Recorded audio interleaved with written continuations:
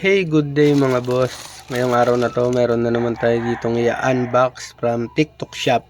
So, ang courier na ginamit natin or ang ginamit nila para mapadala dito is Plus Express.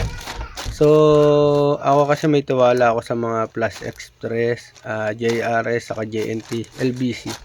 Mga okay yan.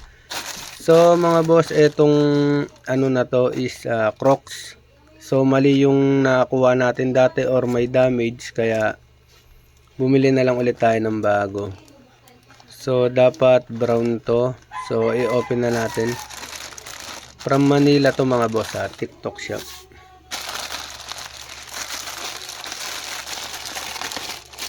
Yun o. Check natin kung wala na siyang damage, katulad nung nakaraan kasi may damage eh. Medyo mahirap buksan. Yun na. Yun. So, i-open rin natin to. Open naman ako.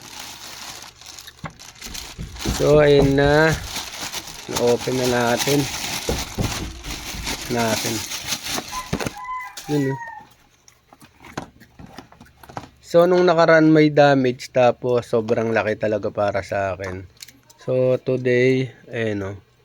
Mirano yung pangalan niya, and then yung design niya is okay naman, tapos walang damage. Check natin yung paligid. Yung sole niya okay naman, ayan.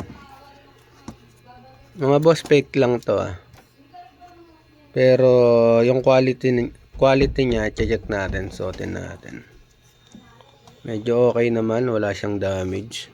Yung mga sobrang goma, normal lang yan kasi pag fake, original nga meron eh. So gupitin natin and then isuot natin para on fit. Yun, tingin ko sakto sa akin ito. Sakto panalo. Yun sakto, mamemedyasan ko pa. Sakto talaga, 41. Ganda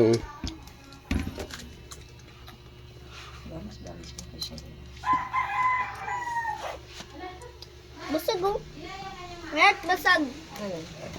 May law. Dala ko lang yan kila Timtim. Gulat ako agad bago. Okay naman siya mga boss. So pagka gusto nyong kumuha, comment lang kayo and then ilalapag ko sa inyo kung saan namin shop to nakuha, sa TikTok Shop. So hanggang dito na lang. Nakadali tayo ng Crocs na maganda. Paalam sa inyo. Peace.